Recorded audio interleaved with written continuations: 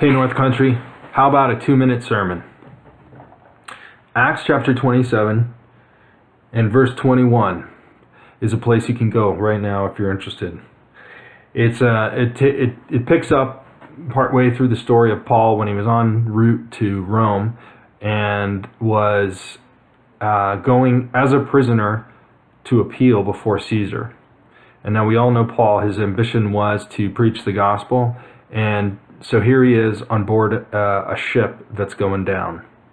And you might feel like that right now. You might feel like, hey, am I on board a ship that's going down? And you might feel powerless and unable to change the situation that you're in.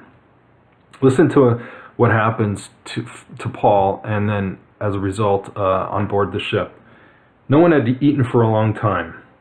Finally, Paul called the crew together and said, "Men, you should have listened to me in the first place and not left Fair Havens. You would have avoided all this injury and loss. But take courage. None of you will lose your lives, even though the ship will go down. For last night, an angel of God, of the God to whom I belong and whom I serve, stood beside me, and he said, 'Don't be afraid, Paul. You will surely stand before Caesar.'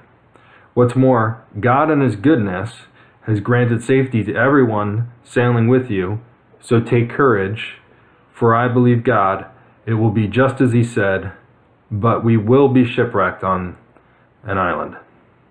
So things continued to go bad, and they ended up having basically to swim to shore after the boat was broken apart. But God kept his promise that everyone got off this boat and onto shore with their lives intact. But it was through loss and through injury. And that's what's happening right now in our world, is loss and injury. And it feels like this boat is breaking apart. And maybe it will, we don't know. But what I find comforting is that God cares about Paul, and he cares about the men inside the boat.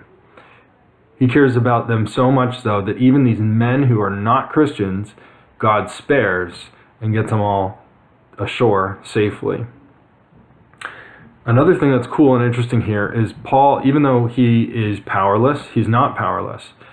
Paul isn't a prisoner, but he becomes an influencer. And we can all be like that. We can all, even if we're not, on the town council, or we're not our boss, or we're not in charge of something, we can have an influence for God's good where we are.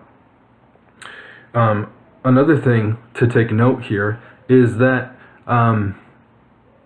God in his goodness wants his mission to go forward. And we, as his children, are a part of his mission and his mission going forward. God's mission for Paul was to get to Rome, where he would stand before Caesar and share the gospel with Caesar. And for us, God's mission for us is to be carriers of the gospel right now, to be messengers of his hope, to be ambassadors in Christ, and to be people who are to bring calm in the midst of the storm. And so hang in there, seek the Lord, read the word, ask God for creative wisdom during this time, and hold fast, because we will get through this, not because we're good, but because God in his goodness is gracious and has an intention to make his plan go forward. So rest in that and have a great day. Reach out to me if you need anything. Take care.